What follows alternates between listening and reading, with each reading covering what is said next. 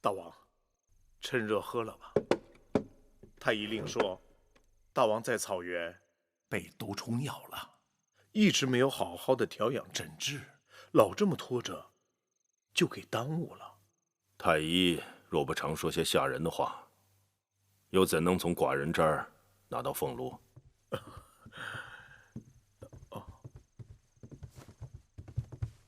拜见大王。芈月回来了。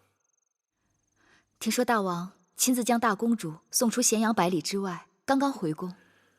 寡人并非多情善感之人，但是这次梦莹要走，心里突然有些忐忑，所以多送了些路程。大王的病一直未痊愈，该多注意身子。大王，把药喝了吧。怎么连你也来啰嗦寡人了？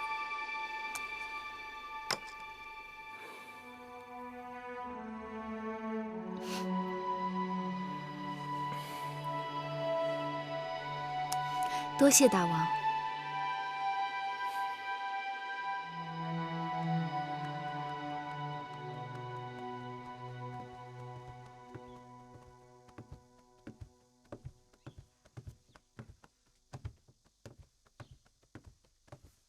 夫人，听说太医院又派人去承明殿了。唉，自从2年前大王去了那一曲草原，被毒虫咬了，这身子就一直没有调养过来。一到春秋换季，就犯咳疾。朝堂上好像又有人在议论立储的事情。论才华，论军功，公子当中无人能与华儿比肩。朝堂上和旧族里，也有不少人看好他。所以说，一旦大王立太子，公子华定是不二人选。这么多年了，也该尘埃落定了。王后，拜见王后。甘大夫免礼，赐座。是。谢王后。这2年，荡儿在甘大夫的悉心调教下，学业大有长进，这都是甘大夫的功劳。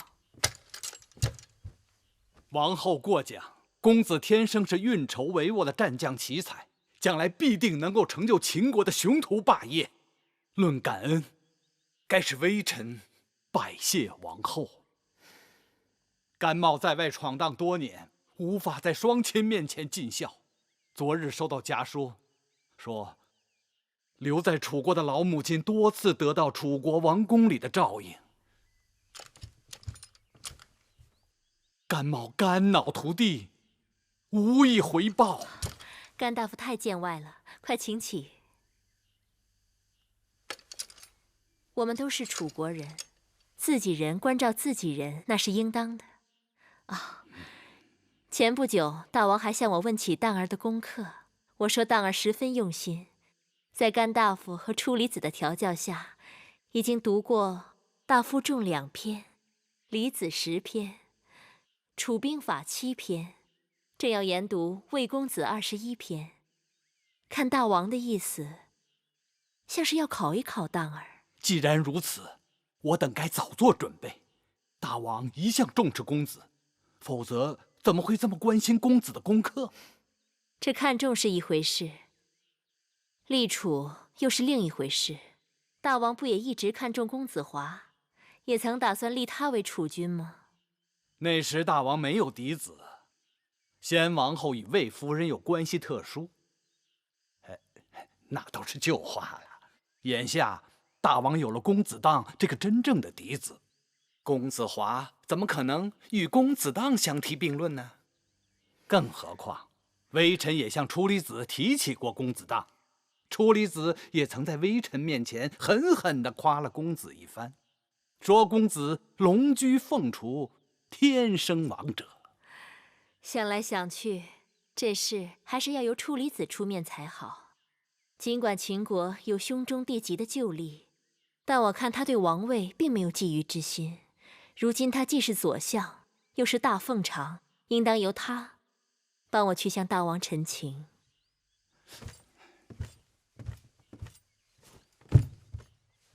王后，在臣心目中，公子是太子的不二人选。只要朝廷商议此事，微臣定会鼎力支持公子。那就有劳甘大夫了。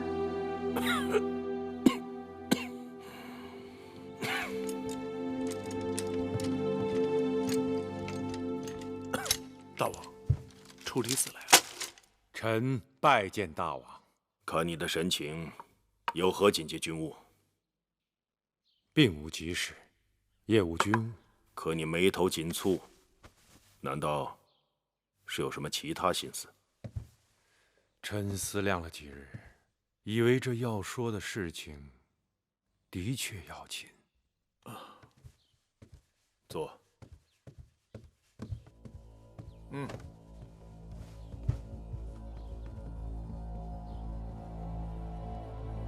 大王，我们此时所处之地，乃周王旧时公社。因周幽王宠爱褒姒，乱了嫡庶，以至于太子平出奔申国，人心不服。犬戎攻破西京，平往东迁，将犬戎占据的旧都抛给了我秦国的先王。先人们浴血沙场，无数白骨，方才有了今日大秦之强盛。但纵观列国，许多盛极一时的强国，都是因为储位不稳而引起内乱，强国衰落，甚至灭亡。你说了这么多，到底想说什么？是为什么人游说吧？非也，我是左相，有身为宗伯，主管宗室事务，当为大王谏言。欲见何言？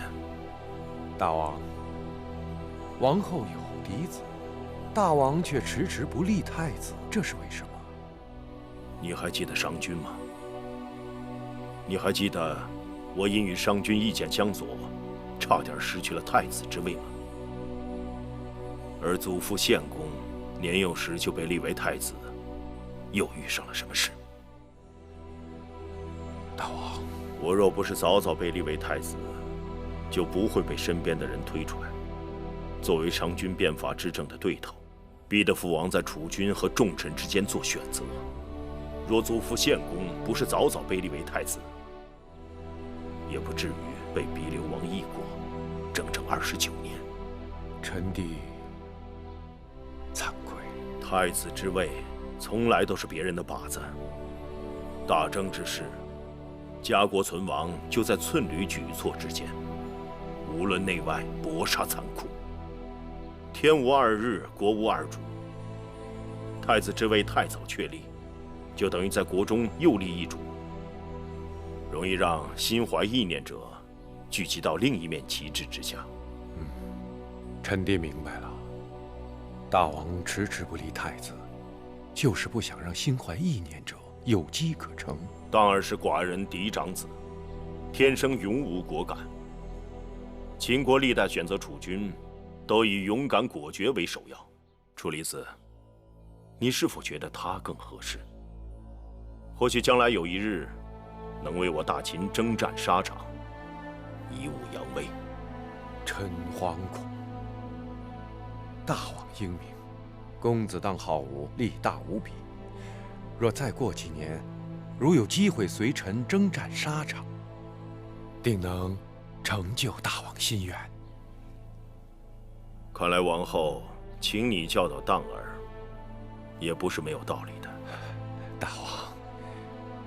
大王明察秋毫。那你如何看华儿呢？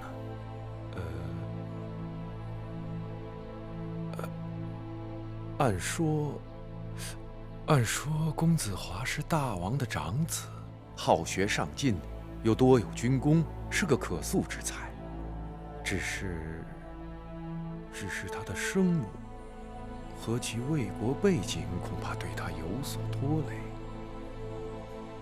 华儿才华出众，在诸公子中颇具威望。寡人只想对自己的每个孩儿都能做到公平。都说大王宠幸芈月，所以也难免爱屋及乌啊。继儿率真可爱，冰雪聪明。寡人政务繁忙之余，逗弄小儿郎，削发舒心。臣弟以为，那公子季既然是幼子，不必肩负国家重任，大王格外溺爱些也无妨。想来，芈八子便是大王的解语花吧？芈月的确是解语花，但她也不仅仅是解语花。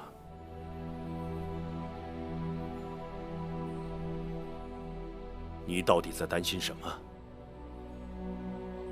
是怕寡人专宠妇人而乱了朝纲吗？臣弟追随大王多年，岂有不知大王为人的？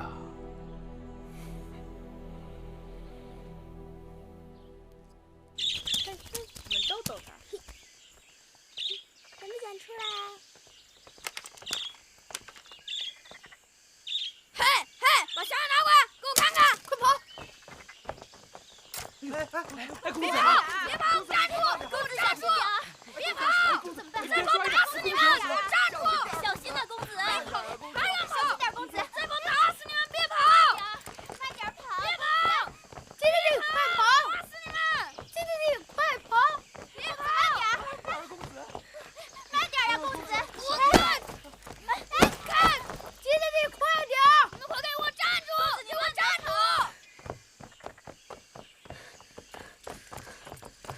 一强力弱，非君子！滚开！叫你跑，把小人拿来！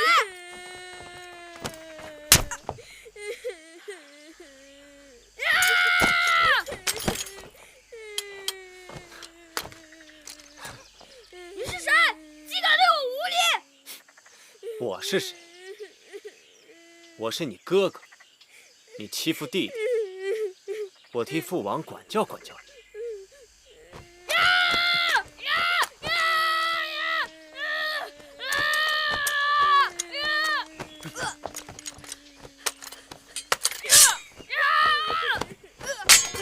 公子没事吧？滚开！你敢打我？你可知道我是谁？你欺负弟弟，就仗着身材比他们高，力气比他们大，遇到身材比你高、力气比你大的人，你只会说：“你可知道我是谁？”你是谁呀？我是。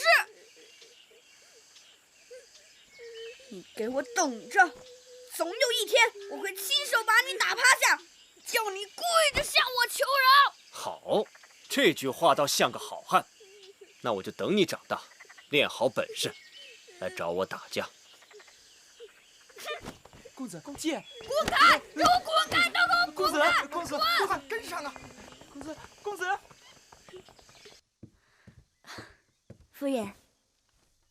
夫人知道公子要回来，早早就熬好了桃花粥，等着公子了。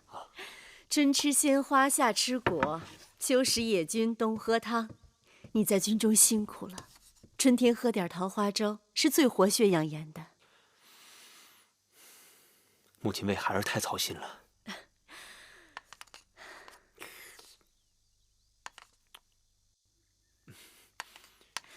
华儿，母亲听说刚才你在园子里打了公子当。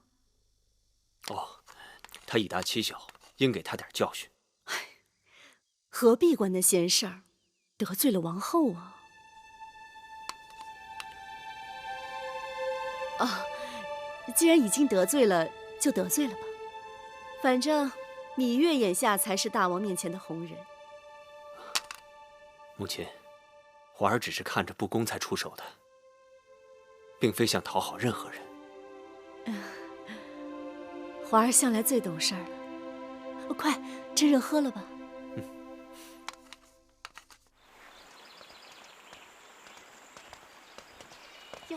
妹妹，魏夫人，公子华，妹妹也逛园子呢。哎呦，真是凑巧了。昨日华儿还跟我提起你们公子季，说小小年纪正气凛然，令人刮目呢。魏夫人过奖了。公子华打抱不平，仗义直言，本该受芈月一拜。八字严重，说不上什么仗义直言，只是看不惯仗势欺人，以大欺小罢了。华儿自小就这样，所以在兄弟当中威望最高。继儿当以公子华为楷模。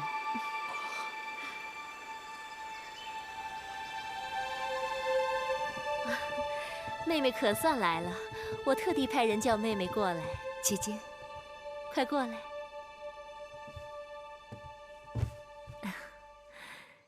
你看，这是太医院特制的桃花丸，我用了一阵子，还真不错。妹妹拿回去试试。谢谢姐姐，什么事情都想着我。你我连理同知，与他人自然不同。大儿和继儿手足亲情，更是其他兄弟不能比的。姐姐说的是。我听说前2日，大儿在园子里欺负了继儿，这哪像个做哥哥的样子？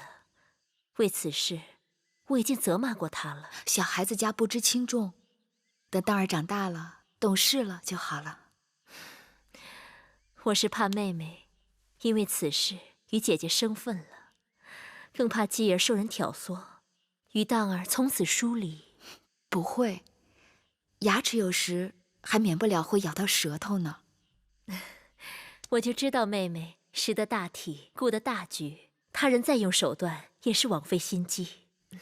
对了，我打算把宫里的园子好好修整一番。好妹妹，你帮我筹划筹划，哪日我们一块儿把大王请来，好不好？好。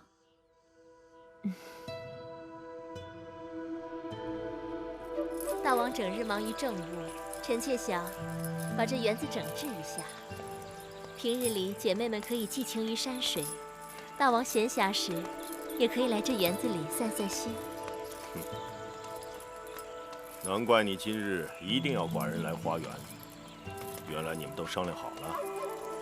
是王后的提议，我只是帮着王后把大王请到花园里来。那王后打算如何做呢？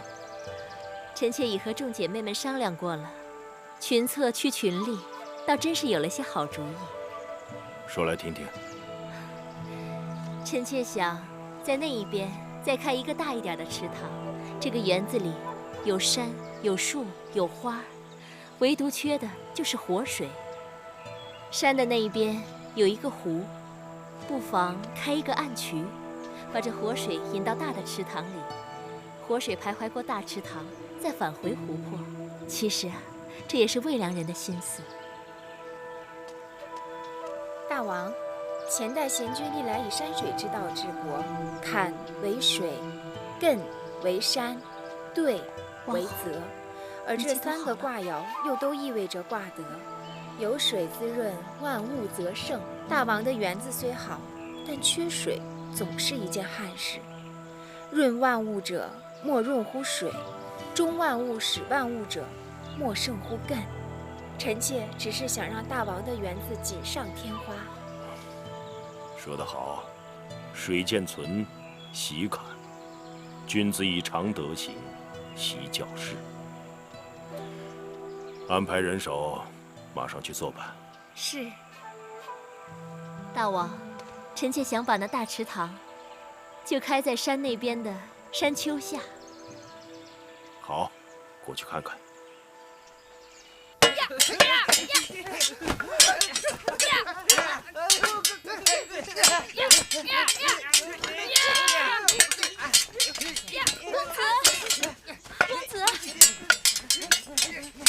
公子，大王和王后他们过来了，赶快准备吧。嗨，你们都听我的率领，各回自家的阵营。咦，我的那个小木球呢？快给我找木球去！公子，木球在这儿呢。公子，木球。你们吃黑棋的为一方，你们都听明白了吗？明白。大声点儿！明白。当儿他们这是在做什么？吃红棋的为一方。这些日子，当儿在甘大夫和处理子的调教下，悉心学习军务，日日在这儿和这些小内侍们演练兵法。华儿和焕儿，他们在疆场杀敌，当儿他们在后花园练兵。好，我们大秦后继有人。恭喜大王！童儿，你和当儿年龄相仿，为何不跟当儿一起玩耍？当弟弟力大膀粗，娘亲说如果跟他玩，启禀大王，童儿自小体弱多病，臣妾是担心他出事会伤着筋骨。男儿应该多经风雨，多见世面，凡常是爱子心切，寡人理会。但是过于呵护，总是不妥。是，都是臣妾的错，臣妾记下了。择日不如撞日，今日众人恰好都在，王后不如让当儿带人演练一下，好让寡人同爱妃们高兴高兴。臣妾遵命。珍珠，是。公子，大王和王后要你开始演练。你们转过来。当儿，这是什么兵法？为了公平，当儿他们以木球来定夺开局方。木球由当儿从坡上扔下，滚到哪一方，哪一方就为攻方，而另一方为守方。这种玩法倒是有趣。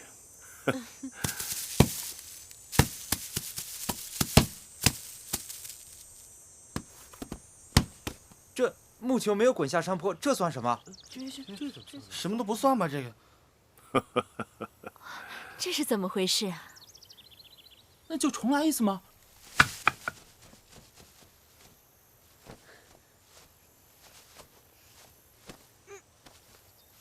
你胳膊最长的，给我把球掏出来。是。大王。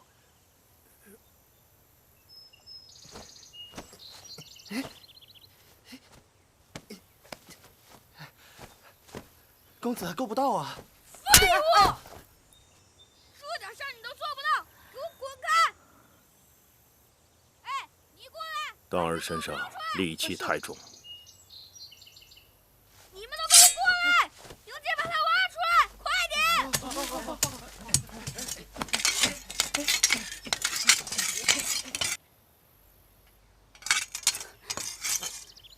王后，要不让人再找个木球来，重新开始？小孩子的把戏嘛。你见过一场大战，兵马出阵，又退回来再重新开始吗？你们这帮蠢货，连个破球都掏不出来，笨蛋，废物！废物！好，你是废物！笨蛋！笨蛋！笨蛋！笨蛋！魏夫人，你为何忍俊不止？王后刚才不是说要在这山坡下面挖一个池塘吗？臣妾以为不用费这个事儿了。公子当在那儿多挖些时日，池塘不就挖妥了吗？笨蛋！笨蛋！你是废物！杀了你们！让一让，笨蛋！废物！让一让。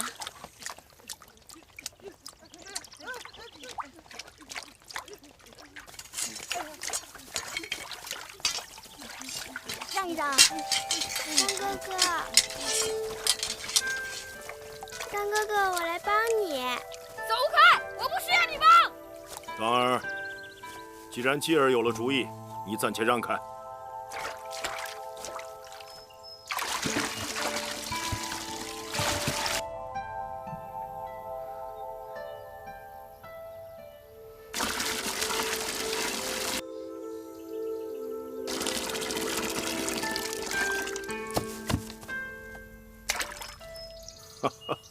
蛋哥哥，木球。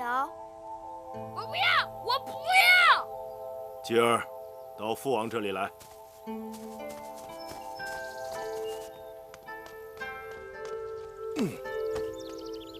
吉儿告诉父王，你这个用水取球的主意是谁教给你的？是继儿自己想的。继儿这小小年纪，要是没有人教他，他哪里想得出来这么好的主意啊？夫子言：水可载舟，亦可覆舟。继儿想，木球比舟船轻得多，水可载舟船，定可载木球。触类旁通，举一反三，继儿聪慧，是寡人的好孩儿。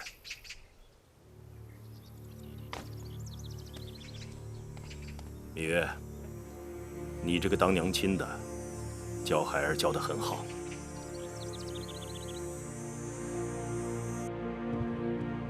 大儿真是太不争气了。王后也怪不得公子，当时那么多人在那儿，谁又想出主意来了？难道那个嬴稷真的天赋异能，引物绝人？王后，先喝口茶吧。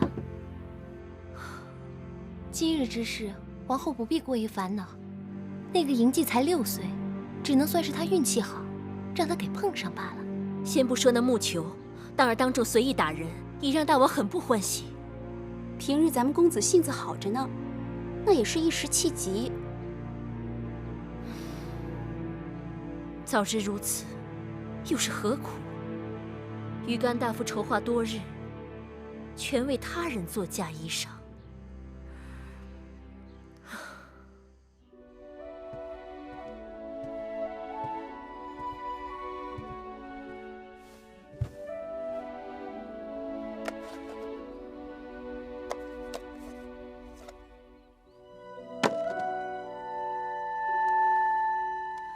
昨日继儿告诉我，他师傅教过他玉鞭歌了。教继儿玉鞭歌，你就想起鞭子了？给我吧，都这么多年了，你已经用不着它了。还是我自己收着吧。葵婆婆，葵婆婆，继儿肚子饿了，有糕吃吗？有，婆婆刚刚做了桂花芡实糕，婆婆去给你拿。娘亲，去哪儿淘气了？看你一头的汗。慢慢喝，不着急。我跟师傅去骑马了。父王曾说，我若学会骑马，以后就让我跟他一起去打猎。学得怎么样？师傅都夸奖我了呢。真的？好继儿，才6岁就学会骑马了，比娘亲能干。这个是什么？这个是鞭子，比我骑马的鞭子要长许多。这是兵器，顶得上一把刀，一张弓，一支戈。继儿会唱玉鞭歌，娘亲会吗？白马金佩银鞍玉鞭，是娘亲的师傅教娘亲的吗？不是，是另外一个人教娘亲的。我听葵婆婆讲，娘亲用鞭子是天下第一，无人能比，连父王都要让你3分。葵婆婆言过其实了。娘亲教继儿用鞭子好不好？好啊，你看，鞭是一条绳，全靠缠得轻。使鞭时要收回如虫，放出如龙。甘大夫让你写一篇策论，有关蜀中治理的。这10几日过去了，你一字未写，整日与宫中那些有气力的内侍们比举石锁、耍刀枪，你是要气死你母后吗？上次甘大夫让孩儿谈霸业、论兵法，孩儿的功课都得到了甘大夫的夸赞。可那蜀中治理跟我有何干系？这篇策论还是让侧室们去写吧。眼下蜀中治理是你父王心中的一件大事，你要想让你父王看重你，就该有些见地。替父王出谋划策的事儿都让我做了，那些朝廷的谋士将相还做什么？你这话要让你父王听见了，你母后，孩儿累了，要回去睡一会儿。王后不必太心急，公子年纪还小，这些道理要让他慢慢的明白。大王迟迟不立太子，当儿又如此不听话。本来大王好意，让当儿跟着甘大夫与处离子学习军务和政务，结果当儿只知道耍刀弄枪，一点书都读不进去。可毕竟公子是大王的嫡子，处离子也说过，大王是有意将咱们公子荡立为储君的。嫡子又如何？秦国历代也不都是嫡子继位，何况大王的念头时时会变，万一有人蛊惑大王，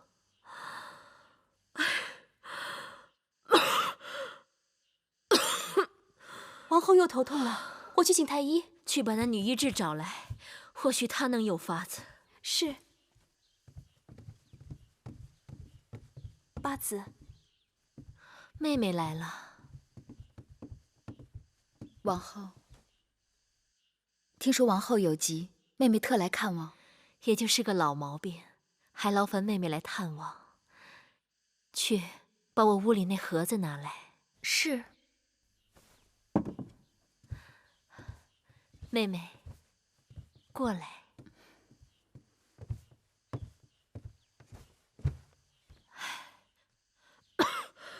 姐姐。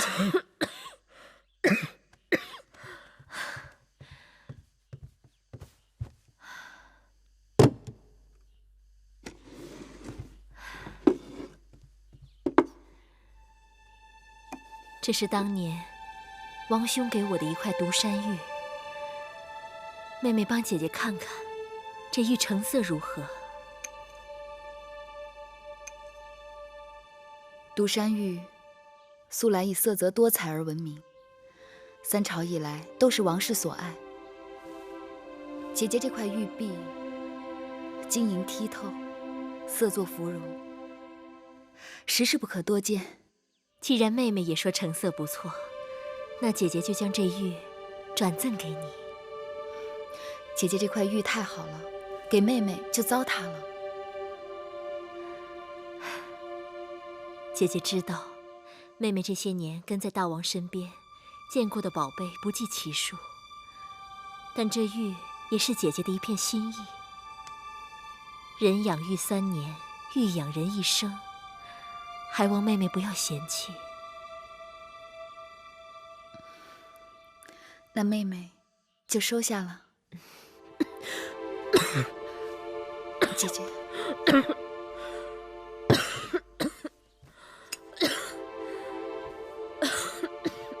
姐姐咳嗽得如此厉害，我听说姐姐头痛。头痛是天底下最治不好的病，若寻不到起因，就很难除根。妹妹猜疑，姐姐的头痛或许与那咳嗽有关。这是一小坛子牙蜜，产于五都山谷的峻峭悬崖上，人人都言它可治疗风湿关节痛，却不知它对咳嗽有奇效。姐姐不妨试试。难得妹妹如此体贴，姐姐领情了。还有一事，姐姐一直牵挂于心。芈月妹妹尽心尽力服侍大王这些年，可却一直在八子的位分上，真是太委屈你了。姐姐原本打算等景氏生产后，让你与景氏一起提位分，谁知那景氏的孩子却没保住，只好搁置了。姐姐一直也犹疑，大王有10几个公子公主，还有嫔妃若干，个个都不是好相与的。姐姐不用说了，妹妹不在意位分之事。既然让姐姐为难，那我们何必又要去自寻烦恼？只是妹妹，姐姐不必再提此事，妹妹领情了。八国和察国这几日派使者来到咸阳，说蜀国和楚国勾结，欲灭察国，再灭巴蜀，要我大秦派兵救援。可巧，这个张子却上奏章，希望出兵攻打韩国。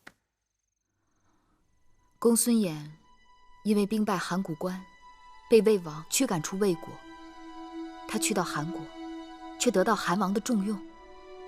张子前仇未报，所以才提出攻打韩国的吧？你说，寡人应该往何处用兵啊？大王不该问我，妇人不敢整。那就说点你们妇人能说的事。听说王后要给你提位分，你竟然一口回绝。姐姐贤淑，病着还在为芈月着想。你真的一点都不在乎宫中的位分吗？大王想要我在乎吗？来，捶这里。是。用力一点啊！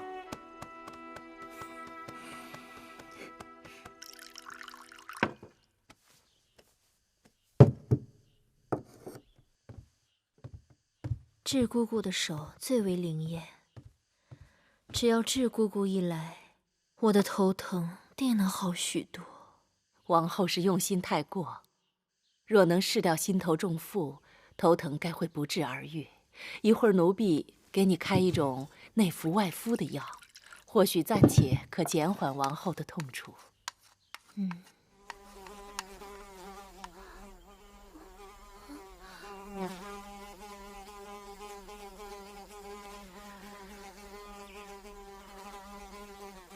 什么声音？这般烦人！万万不可招惹这疯子！为何？那是杀人疯，平日见了他躲还来不及，你竟然敢惹他！开窗请他出去便是了。是。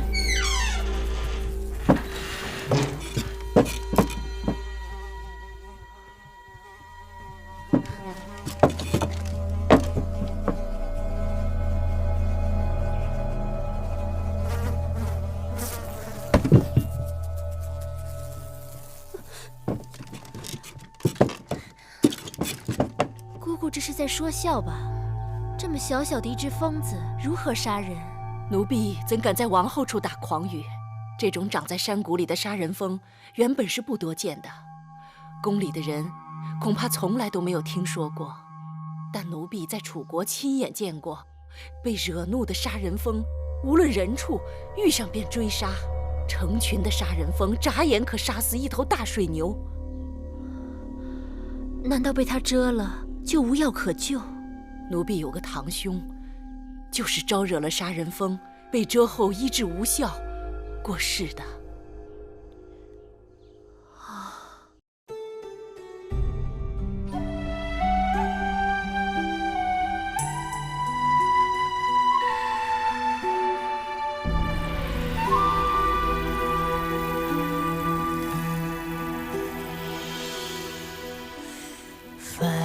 星如许，明月如初，前尘往事从何起数？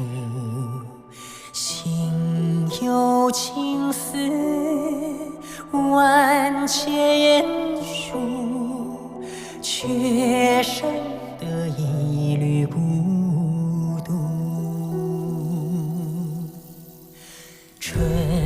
花开谢，秋草又枯，盛衰荣辱，如何细数？泥水暖，渭水寒，换不回一人入。尝尽悲欢离合人间苦，却怎么咫尺天涯陌路？去心诉，是一度，去情再相负。愿为你平静柔情傲骨。望尽相思红颜凋零处，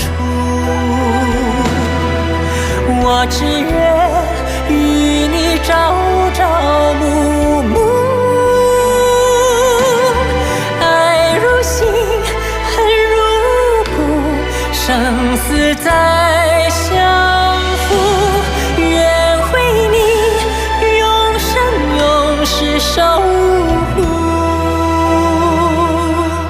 愿为你永生永世守护。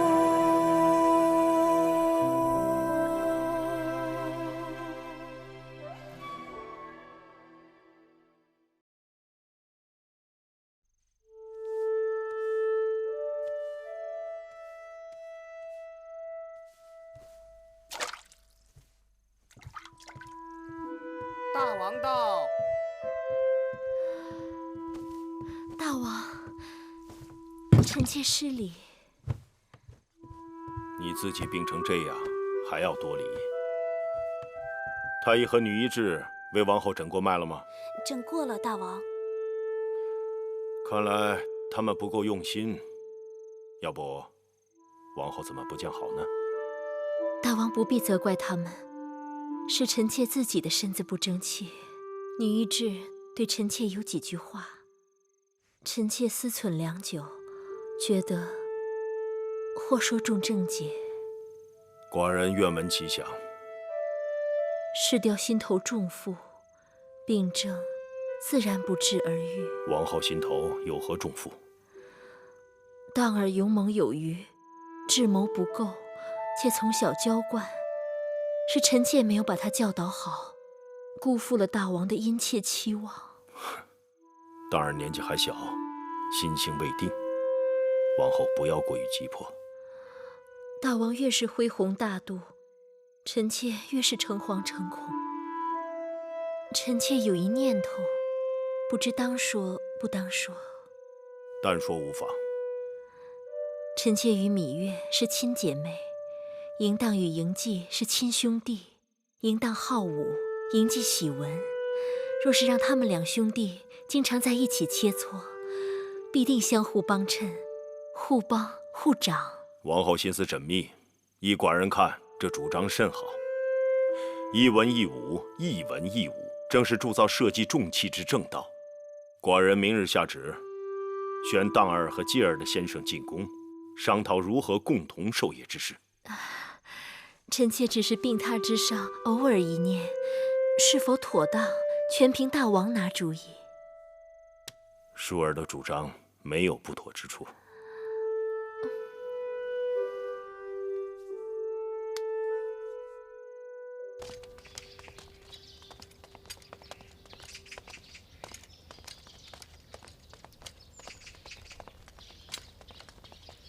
王叔、甘大夫安好。安好。二位公子安好。公子荡、公子季安好。哎，公子季，你手里捧的是什么呀？众臣为公函还是公署之事相持不下，父王令众人各上书表叙述。这么说，大王是要二位公子拿着他们的书表叙述去学习？正是。二位公子慢走。王叔、甘大夫继而告辞。好，走好啊。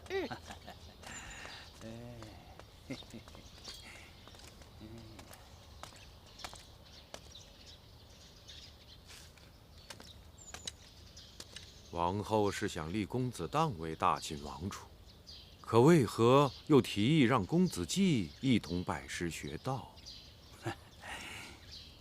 楚离子是怕公子季天赋异禀，再有芈月助阵，把公子荡比了下去。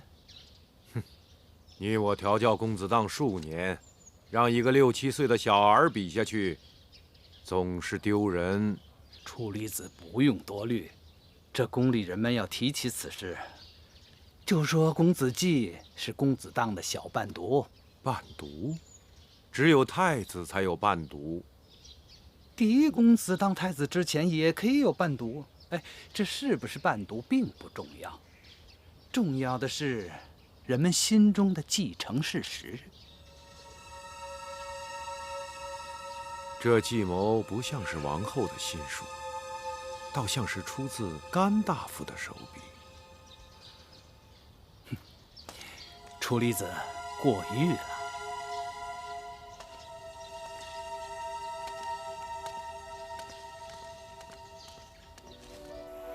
你这次陪司马将军送书表，能在咸阳待上几日？司马将军可以多住几日。我明日就要启程，返回军中。就这么点时间，你还来看我？小人想念姐姐嘛。还有，司马将军也特意嘱咐我，一定要来看望姐姐。司马错将军提议伐蜀，而张仪提议伐韩。你来见我，是希望我能在大王面前进言，帮司马错一把。什么事也瞒不过姐姐啊！你可知道，张仪也托我向大王进言，建议伐韩。那姐姐如何抉择？我谁也不帮，我只看大王自己的意思。你就没有别的事情要跟我说？咱们的小狼弟弟白起怎么样？他呀，他就是个半疯子，打起仗来不要命，而且他打仗的风格特别奇诡，从百夫长升到大都统，再到偏将，只要他出兵，仗仗皆胜。就连司马将军都说，带兵20多年，还头一次见到像他这么有天赋的将士。你有没有把孙武13篇交给他？交了，当然交了。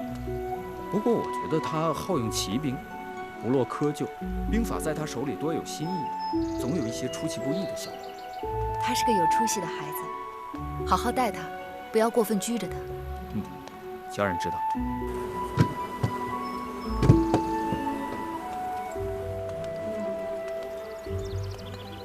见过夫人。哎，这些都是蜂巢吗？是夫人。哦，宫里曾经也有人养蜂，但这样的蜂巢还真不多见。这些蜂巢都是宝贝，是大王命人千辛万苦从蜀地移来的。再好的疯子，也还是疯子嘛，为何就成了宝物啊？奴才听说王后久咳，引起了头痛病，后来吃了五都山的一小瓮牙蜜，病情立刻就好了许多。王后自此心里就总念着那牙蜜。大王得知，专门派人去了蜀地，费了不少功夫，才将这蜂巢移回到宫里。好了，你去忙吧。是。还记得吗？那五都山的牙蜜，还是你托人带给我的。如今有了这些蜂巢，王后想要那牙蜜，就唾手可得了。大王对王后还真是体贴啊。我若是告诉你，这些蜂巢是我请求大王派人去蜀地弄来的，你可相信？姐姐为何要为王后煞费苦心啊？这2年，看着继儿渐渐长大，我总会想起在楚国的那些日子，想起楚国的人和事。那时候我跟他……姐姐提起的那个人，是楚国的公主，不是秦国的王后。如今，王后已经与你有了隔膜吧？我可是听到了一些从她宫里传出来的难听话。宫里人背后传话，不可都信。何况眼下，王后对我和继儿真的很好。她还提议大王，让继儿和公子荡一起拜师学道，还常常在大王面前进言，说继儿天赋过人。那是邀买人心，你就不能往好处想？这已经是最好了。你不知道，外面都在说继儿在给淫荡做伴读。伴读就伴读，有什么不好的？我不喜欢。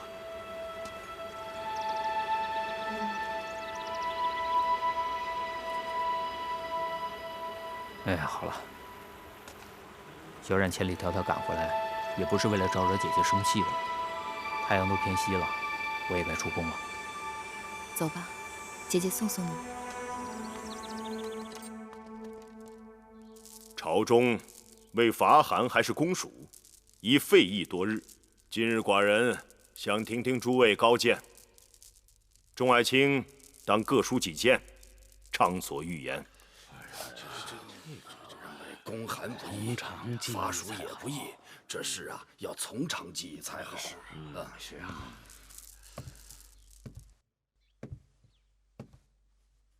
大王，臣以为秦国若要长治久安、称霸中原，必须伐韩。掌相察军好的，这司马将军你且不可取之说，我们没有什么大的意见。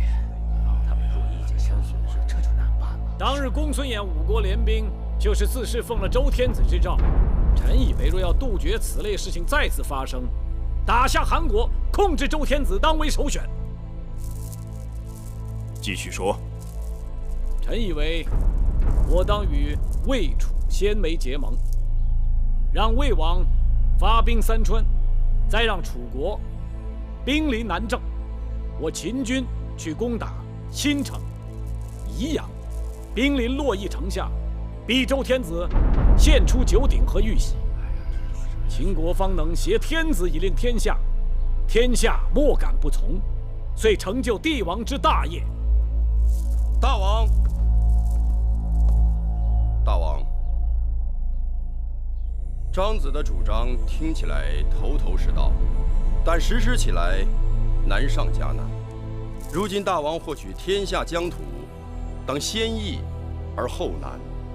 巴蜀眼下有桀纣之乱，若以大秦之兵力去攻打，如豺狼，如群羊，取其地足以广阔国土，得其财足以富民养兵。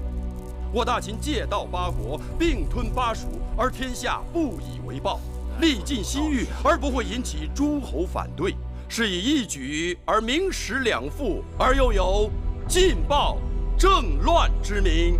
臣不以为然。想到巴蜀乃西僻之小国，就算是秦国能借道八国攻蜀，别忘了八国入蜀之道艰难崎岖。我大秦为攻打巴蜀兴师动众，却与大秦的霸业无关。劳其众而不足以成名，得其地而不足以为利。臣闻争名者于朝，争利者于世，而今三川周氏乃天下之世朝，大王不争于此，反去争巴蜀，离王业远矣。大王，若我大秦攻韩挟天子，必遭诸侯同仇敌忾，迫使他们再度联手对付秦国。周氏可将九鼎赐予楚国，韩国也可忍痛割地于魏国。楚魏两国得利后，随时会与秦国分道扬镳。若他们再度联手齐赵之兵围攻秦国，我大秦必将陷入危险之地。司马将军危言耸听了吧？张国相私心祸国。我有何私心呢？眼下公孙衍就在韩国，张子与他不共戴天，只怕张子是想借伐韩讨伐公孙衍吧？你说我公报私仇？张子敢指天发誓，说伐韩与那公孙衍无关。好了，今日到此为止。你们二人各自再上奏章，详述意见。太史令，在。将他二人今日之言，再抄录一份，交与寡人。是。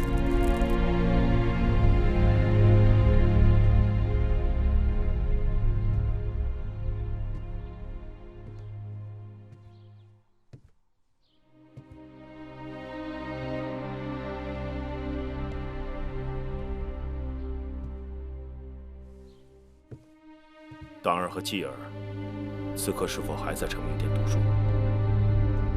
回答我，先生这2日让他们帮着司农处核对土地和户籍。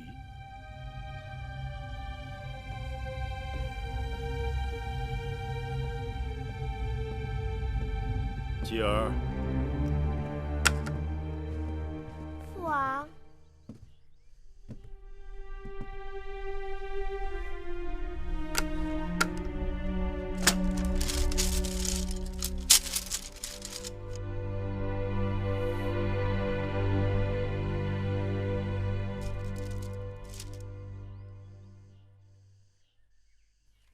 你王兄呢？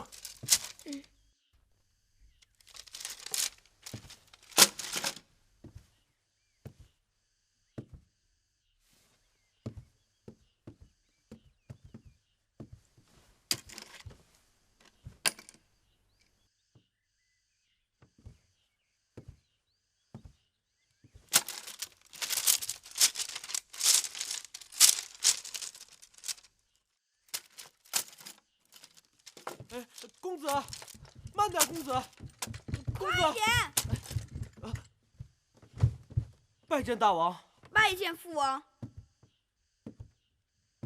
你这是到哪里去了？蛋儿肚子不舒服，如厕去了。这是你的功课吗？这么一点小事都做得如此潦草，将来如何担当大任？儿臣该死！土地丈量、户籍登记，乃是国之命脉根本，你怎敢轻忽至此？你是寡人的儿子，不但要有无敌之勇力，更要有治国之本事。你看看继儿，他是你弟弟，年纪比你小，做事却用心竭力，一丝不苟。涂涂画画，打不得天下。先生每次让儿臣论兵法、论布阵，儿臣都是条理分明。论兵法振振有词，论政务笨嘴拙舌，习武厌文。你顶多只能做一介武夫罢了，如何担当大任？孩儿以为天下都要先打下来，才能谈及治理。你以为天下是野牛闯阵打下来的？打天下是要靠心思，而不是蛮力。是，儿臣知错了，儿臣这就去把先生的功课完成。记住，这不是先生的功课，是你自己的功课。是。起来吧。谢父王。身为嫡公子，应该为其他兄弟的表率。寡人像你这么大的时候，恨不得一日当2日用，哪像你这样。好了，先生给你们的功课，以后再说吧。今日父王要给你们一个新的功课，是攻城略地的事情。是。朝廷重臣为伐韩还是攻蜀，已废议了多日。你们都看过张国相和司马将军的书表叙述，各自回去好好想想他们的长短利弊。3日后，与父王讲述你们的主张。是。王后，您不必太担心公子，公子年纪还小，贪玩也是正常的。等公子长大了，自然就好了。只是奴婢不明白，王后为何要抬举那芈月的孩儿，让他跟咱们公子在一起听先生传道授业？就算是要给公子找伴读，也该找个憨厚老实的。长此以往，当儿就知道什么叫机不可失，时不待我，就知道做人做事如履薄冰。可是那公子季处处都抢了咱们公子的风头。处处？哼，我看也未必吧。要真让他谈兵论将，他铁定会输给当儿的。母后回来了。当儿，怎么了？怎么愁眉不展啊？你这小脸蹭的什么？父王今日给我们出了题目，让我和公子季论述伐韩攻蜀的优劣。若论寻章摘句，那公子季说不定能抢个头彩。可论攻城略地，是当儿的擅长啊。话是这么说，但又不是真的带兵打仗，纸上谈兵，就连满朝文武都各说各的，孩儿怎能有十足的把握？你去请教你王叔和甘大夫，他们定能给你指点。对啊。哎，慢点儿。我不睡，我不睡。季儿该睡觉了。是啊，我不睡。哎呀，好了好了，季儿。娘亲，这么晚了，怎么还不睡啊？继儿今日提出要跟我们辩韩与蜀，说若辩不赢他今日便不睡了。我们3人说，夏日莲花冬将雪，韩有韩的好处，蜀有蜀的悠长，用不着辩。他竟跟我们生气了。娘亲，继儿要跟婆婆他们辩韩与蜀。不是韩与蜀，是韩与蜀。哦，娘亲知道了。继儿是想辩，秦国眼下是该攻韩还是伐蜀，对吗？这是父王留给我和荡哥哥的功课。继儿不该为难婆婆他们，若要辩，该找侧室们去辩。娘亲明日带你去四方馆，好吗？好，太好了。今日晚了，继儿该睡了。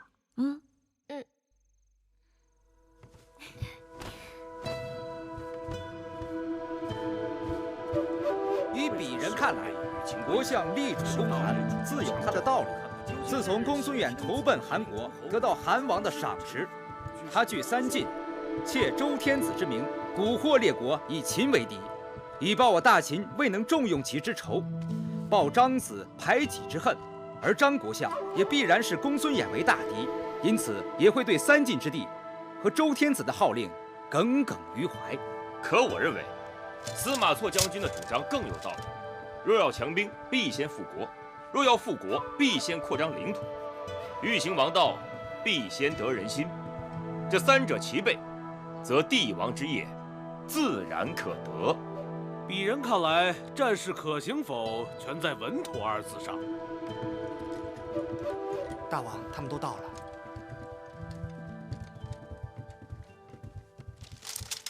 拜见大王。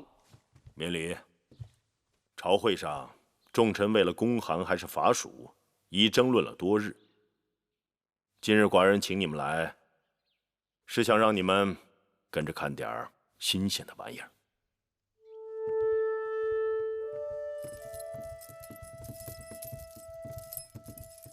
王后，请稍等。今日大王考荡儿和继儿的功课，姐姐近日闲得发腻，所以邀妹妹前来，一起凑个热闹。荡儿有绝伦之力，高士之志，继儿只能以勤补拙。大王虽器重荡儿，但荡儿也还需亲兄弟帮衬。王后，阿紫，请。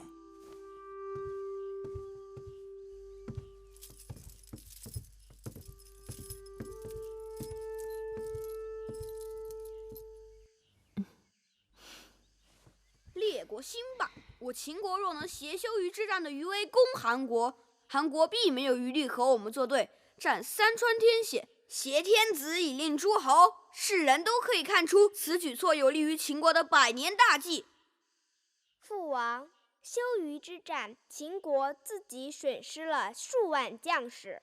因为打仗，秦国错过了农时，去年、今年的收成都不好，如何支撑来年的战事？所以才要打大仗，才要攻韩啊！这2年的收成，反正是注定损失了，就只能从战争中获得。与韩国交战，占领城池和土地，就能获得收成。若是能够挟持周天子，还能令各国上贡。万一败了，或者僵持不下，那秦国就没有退路了。我大秦威武之势，怎么可能败呢？僵持也不可能，定是一战而胜。胜败乃兵家常事，谁能保证每仗必胜？那攻韩没有必胜把握，伐蜀就一定能赢吗？这么说，荡哥哥其实认为攻韩、伐蜀都可以，能打赢谁就打谁。那是自然。哎，不对，我不是那个意思，父王。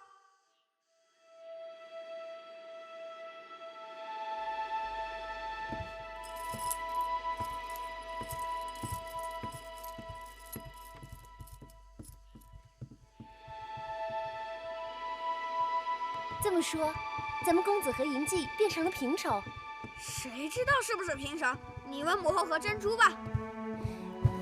那是咱们公子谦虚，变成平手，还不是为了给那嬴稷留点面子？这韩蜀之争，朝廷重臣都说不出个所以然来，变成平手就已经很好了。甘大夫说，攻韩伐蜀难说对错，让你跟随张仪的说法，是因为张仪善辩，又有大王的赏识，一定没错。可你怎么说着说着就跟着嬴稷的说法走了？既然各有千秋，难说对错，那跟谁走还不一样？那你自己可有见地？我有什么见地？你们要我怎样我就怎样。好了好了，你也累了，去歇歇吧。这事还没有完，父王要我们过2日去四方馆。四方馆，那地方平日可是乱得很，大王怎会让你去那儿？四方馆近日开了新的赌局，侧室们都在下注，赌的是父王到底是公韩还是公蜀。父王要荡儿和公子季也去下注。大王大概是想试一试公子的运气。大王此举必有深意。不就是个竹签吗？荡儿，那小小竹签，你可千万不要轻易投出去。早投晚投，反正都要投出去。万万不可。那怎么办？我不能总在手里攥着吧？我寻思，朝堂上反对公蜀的人多，侧室们应该也是如此。最周全的办法只有一个，你先在边上细细看看别人投的是哪种签，跟着大多数人投，该是赢率高一些。孩儿知道了。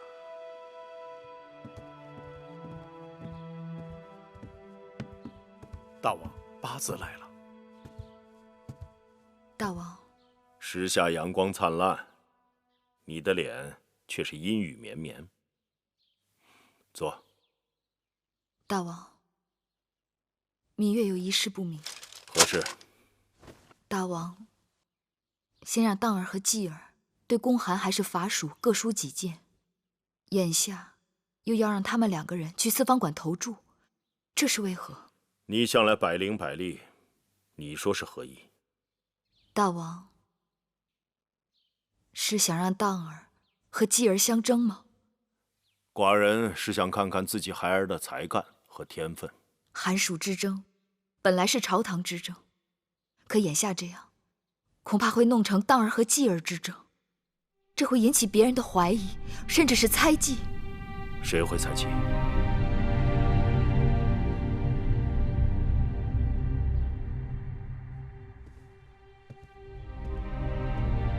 都下去吧。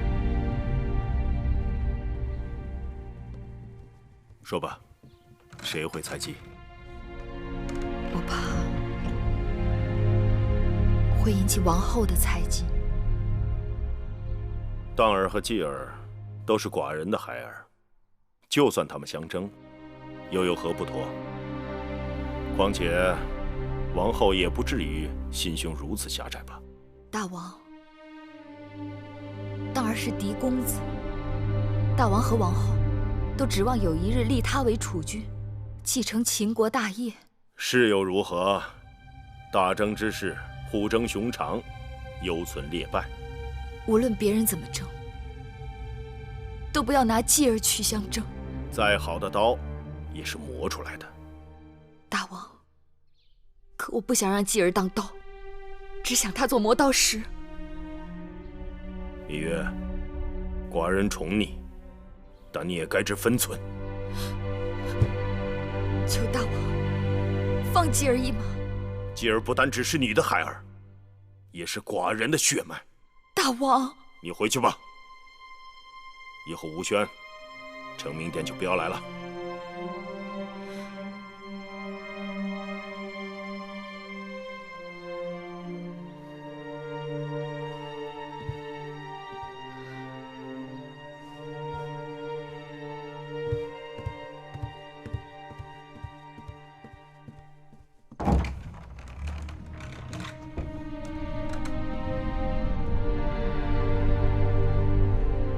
娘亲，你在想什么呢？娘亲在想继儿。在想继儿的什么？在想继儿的将来，想继儿会成为一个什么样的人。继儿知道自己将来会成为一个什么样的人。像娘亲一样的人。继儿为何不说要成为父王那样的人？你父王可是大英雄。先做像娘亲一样的好人，再做像父王那样的大英雄。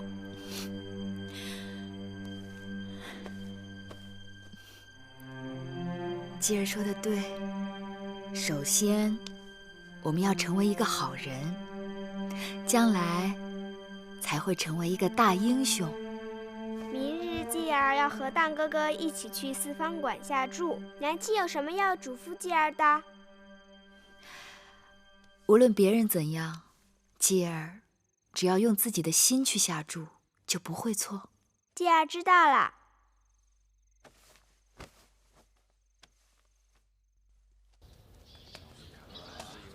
在下赞同张相手下，主道崎岖艰难，攻占巴蜀，兴师动众，得不偿失。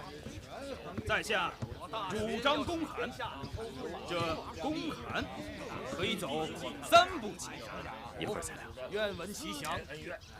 这张相第1步就是亲善卫哟府，雍公子，张相今日好清闲呐！当清闲时则清闲啊！张相心系公函大事，到这四方馆来，难道也是来下注的？我是来看别人下注的。何人下注能让张相如此挂心？一会儿你就知道了。张相觉得大王究竟何时才能决断公函还是法属？快了，快了！你如何算得快？我土地偏远，劳师乏众，不足以成威名。我会掐算。而创建王业的关键之地在山川。我要等人来了。巴蜀离成功之业太远，不宜适用。来，公函，法属自取其辱。公函得不偿失。远交近攻，乃用兵之道。公函必定要成为我大秦国策，当然是要公函了。挟持天子，乃是犯天下之大不为也。二位公子，等一会儿啊。就秦国而言，眼下并不具备号令诸侯的实力，是不是？哼，3家分晋，田氏代齐，天下早已经礼崩乐坏，周天子还算个屁！公子，拿着。人皆知公函之力，这是你们投注的竹签。且听我说，二位公子不必太拘束啊，可以四处走走看看。只要在四方馆天黑关闭前，你们进行投注便可，好吗？韩魏两国为何不先下手为强呢？就是因为实力不够，反而还会引起众怒，成为公敌，是不是？是。法属就那么容易吗？茶国、八国都是想借助秦国的力量而自保，简直一派胡言！有举国和八国引路，法属就是顺势而为，应势而动，所以必须得法属。公函，言之有理。法属，是公函还是法属？这要权衡两种之间的利益。一定要法属！孙子自取其辱，多算胜，少算不胜。在下看张相急言公函。公函的有多少个了？公函的有13个。法属的呢？法属的只有5人。那么，如何才能公子季12字上都得到更多的好处？老伯，既为大秦谋得实力。你认识老伯吗？当然认识。好记性啊！老伯是你娘亲的挚友。公子等一下。你看看。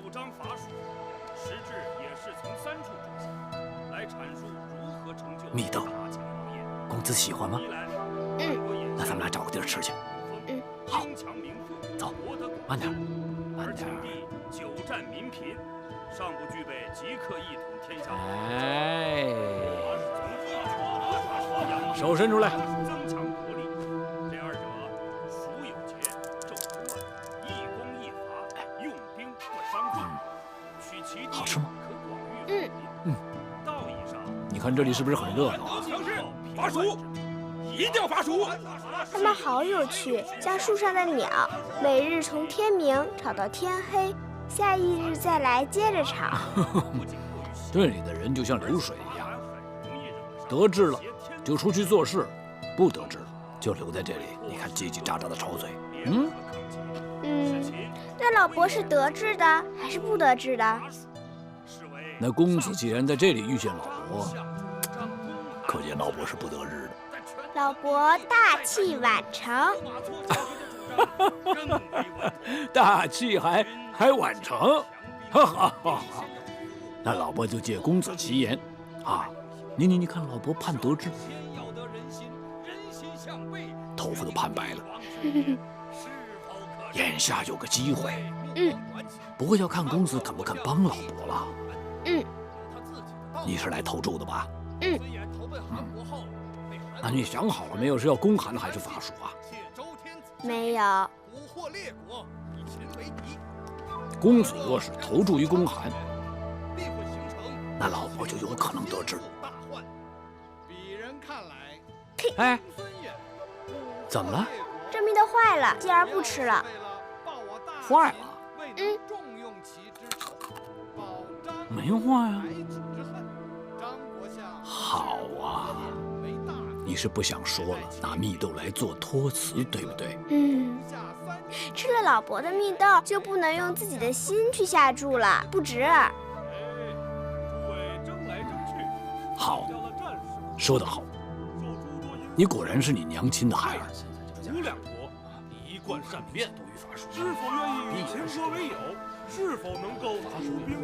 又一个14个了，还是疑问，尤其是张相公函的这些诸侯国是否臣服，很难说呀。你们两人今日到四方馆投注，都投了哪一边？儿臣投的是公函。为何是公函？儿臣在四方馆看到侧室们大多主张公函，而前往投注的人也多将竹签投进公函的箱子里，这说明人心所归，为道与义。继而呢？儿臣投的是法属。为何投法属？因为儿臣看到有太多的侧室们主张公函，而大多数的竹签也投进公函的箱子里。所以你要反其道而行。父王不明白。继儿看过父王与娘亲下棋，娘亲总说人人皆知的棋路，你的敌手也一定知道。继儿的意思是，打仗要攻其不备，出其不意。如果人人皆知的路数，反而做不得，因为你的行为都在别人的算计之中了，对吗？你过来。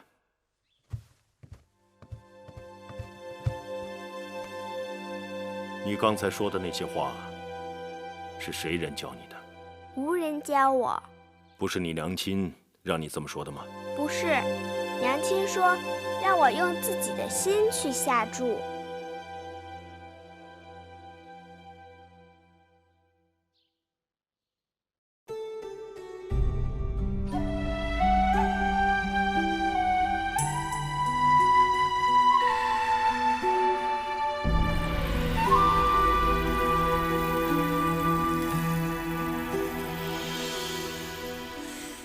繁星如许，明月如初，前尘往事从何起数？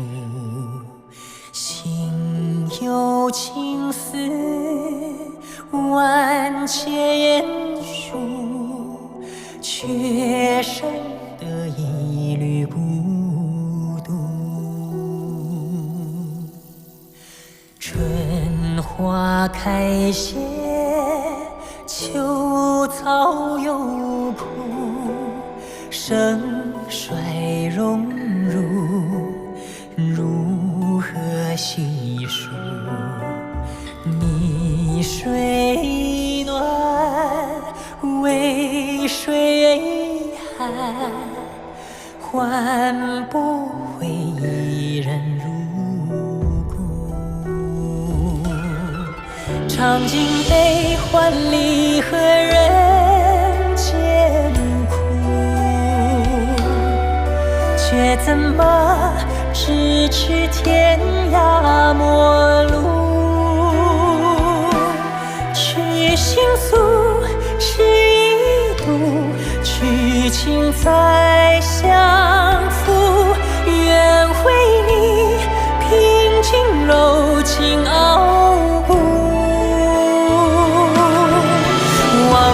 相思红颜凋零处，我只愿与你朝朝暮暮，爱如星，恨如骨，生死再相负，愿为你永生永世守护，愿为你永生永世守护。